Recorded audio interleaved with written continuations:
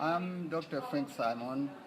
I am the first vice president of the new UNAUSA, and also I represent the United Nations Global Health Program in Haiti.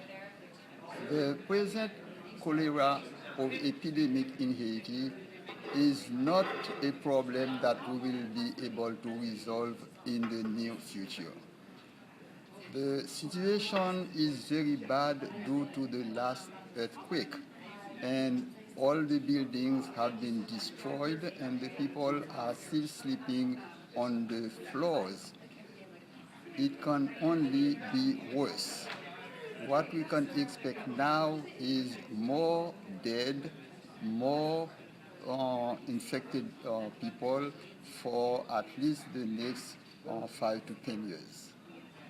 That's the way I feel, and this is due to my observation because I was a first responder to both the earthquake and the cholera epidemic. Thank you.